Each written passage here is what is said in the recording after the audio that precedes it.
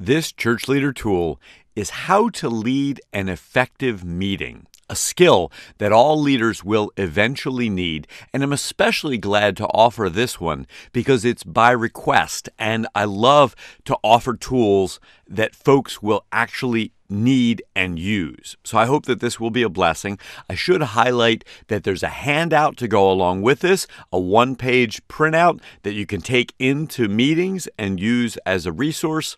And I'm going to break how to lead an effective meeting into three parts. First, the purpose of an effective meeting. Second, the dynamics of an effective meeting. And third, the detail. But before I jump in, let's just offer a little bit of scriptural support in the form of the golden rule. You could take Matthew 7:12 and say, lead every meeting as you would want meetings you attend to be led. We've all sat through bad meetings and we've sat through good ones. So think about how you can lead your meetings as effectively as possible. So let's jump into the purpose of an effective meeting. First, it should advance the mission of the church. You should be able to connect your meeting with accomplishing the mission of your particular congregation. Second, there should be good communication. You're gathered together to get feedback, to get group wisdom, to brainstorm. I've always said that all of us are smarter than any of us. So it's to use that communication forum. Third, it's to plan the ministry of your church so that things are actually accomplished that further, again, your mission. And fourth, it should be faith building. The people who are part of a meeting, part of a team, should feel like that grows their faith, advances their sense of being used by God. So some basic purposes. Next, let's jump into some of the dynamics of an effective meeting. And most of these are on a continuum. We float back and forth. And really, leading a good meeting is kind of an art. It's an art we can learn, but it does take some experience and some awareness to the dynamics that are going on. So one of those is that you bring your own personal leadership to a meeting, as well as leading the flow and the effectiveness of all of those gathered at the meeting. That's a dynamic that's at play. A second one is the social task-oriented. People often grow friendships and grow relationships in a meeting and also get the task done. And you want to do both. Not totally social and not totally task. A fourth dynamic is you want good decisions to be made by the group as well as being efficient. One way to think about this might be, how can you get the best from the group in the shortest period of time? That way you're not wasting people's time, but also not rushing through it and not getting the best from the people who are on the team. Yet a fourth dynamic is teamwork. That is how people work together, and also the individual gifts that people bring. There should be a sense of camaraderie and working together, and yet you also, when someone leaves a meeting, should feel like it was good that you were there, that you brought something of yourself to that meeting. Another dynamic is to challenge, to go in new places, to challenge each other with new ideas and new perspectives, and also to be able to leave a group with some harmony, with the feeling of we came together, we may have been challenged and went in some new directions, but ultimately I appreciate the people I was at the meeting with. It's especially important that a group leave with a common commitment. You need to keep discussing it until everybody can leave the meeting and say, I will stand behind what the group decided. And then a sixth dynamic is very important, and that's to involve all equally, to make sure that folks that share too much, that maybe dominate the conversation, are a little quieter, and folks who don't as often share are encouraged to speak out.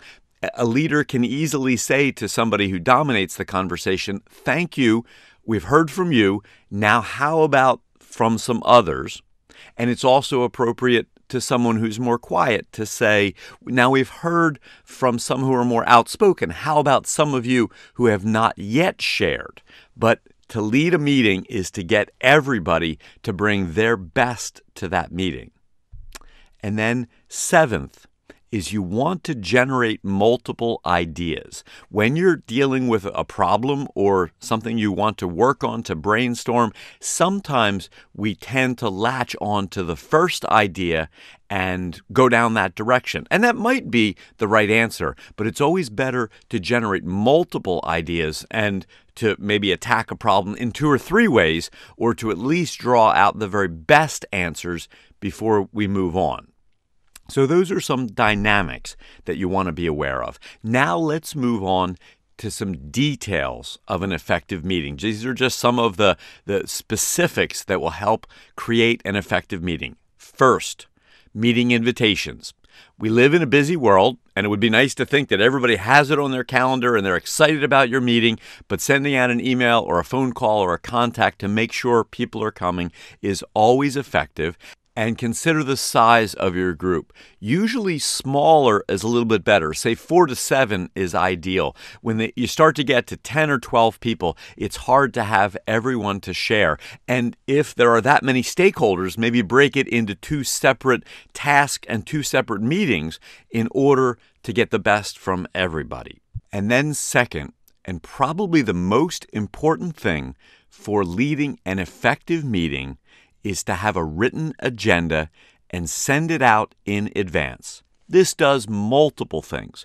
First, it lets you be well prepared to think through what the meeting will accomplish, and that is communicated to those who receive the agenda. It lets them start thinking about the topics that will be part of the meeting. You might even want to send along links or documents that are to be discussed ahead of time, again, to give people time to think about it. You want to make sure that you include the start and end time, and usually never more than 2 hours, or at least without a significant break. And you might even, in your agenda or for your personal use, script out the time so that you well use it for the most important topics. Speaking of which, you can include the more important topics toward the beginning, maybe not the first conversation, but while people's energy is still high, move important topics to the beginning. Of course, if it's a church meeting, you want to make sure that you begin with prayer, and I'm a big fan of ending with the Lord's Prayer and holding hands. Communicates the harmony of the group, and most agendas also have a review of previous decisions and new directions in which you plan to go. And then I'll also introduce the idea of a consent agenda, which for a busy team like a church council is often helpful. There is a separate church leader tool on training for church councils, but I'll tell you that the general idea of a consent agenda is to have people review all the documents that are a part of the meeting, and in one vote, they can consent to approve those documents. The goal of that type of meeting is so that only certain items are brought out for discussion. And so rather than reviewing items that don't need discussion, you spend time on the 3 or 4 items that need the most care. That's called a consent agenda. So again, make sure you have that advanced written agenda. Some other details. Start on time. That helps communicate to people the importance. And if people are late, then they're going to miss out. So start on time. Also, use the agenda. Work your way through it. Let that be your script for what you're going to accomplish. Some folks even bring a clock or make sure that they have one within their eyesight so that they can keep on the target of what they have planned. Fifth, somebody should take minutes, yourself or someone else. That way there is a record of what's been decided. You usually keep track of who's there so that if people are late, they're kind of called out in that form and people know who made what decisions.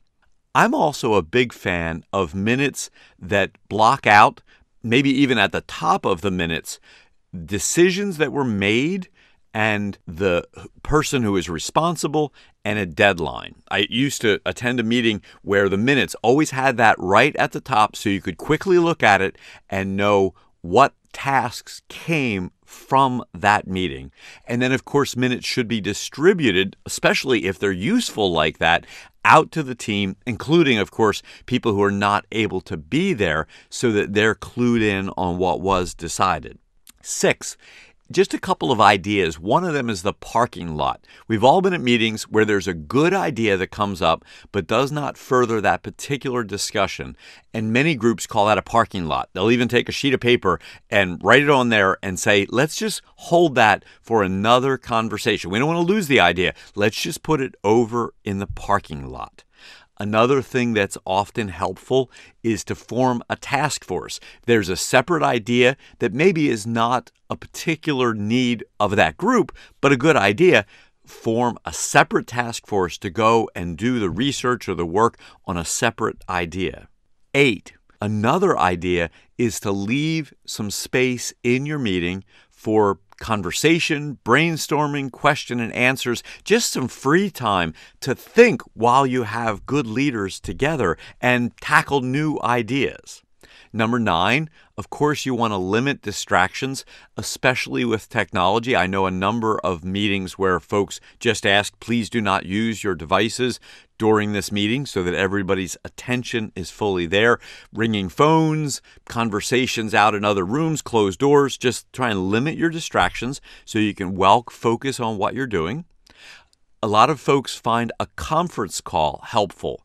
I've used them numerous times, and they often are much faster and more structured conversations because there aren't the little side conversations. And it's great if the distances are long for folks, if there's somebody away and you want to have them be part of a meeting. There are a number of free conference call services that you can use, or when there's poor weather, just consider that a conference call might be a helpful thing to have. I'm also a fan of having collaborative tools that let teams work together, such as Google Drive, which stores documents online, and that way all of a team can have access to them.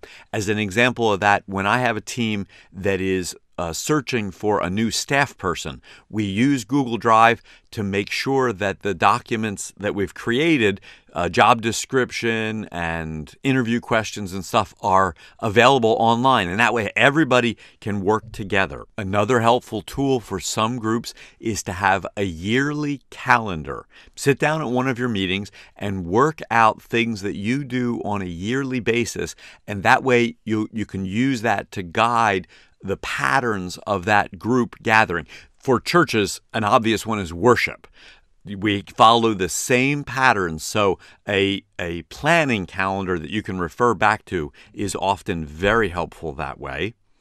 I've also been at meetings that ended with an evaluation. Just a quick, how was this meeting for everybody? That checks in on some of those dynamics that were mentioned. And in fact, sometimes it even causes us to review decisions and to make the best choices in those. So that's a quick, easy thing to do at the end of a meeting. Of course, you want to decide when your next meeting is, if that's not on a regular basis, and you want to end on time. Respect people's time by starting on time and also ending on time. And then last, you want to have a way to follow up on decisions that were made at the meeting to make sure that the tasks you wanted to accomplish truly are accomplished. Well, I hope this has been a helpful church leader tool in how to lead an effective meeting. Again, there's a handout which would give you all of this information in a quick form. And as always, if this has been helpful, forward it on to some other folks to help them so they know how to lead an effective meeting. Take care and God bless.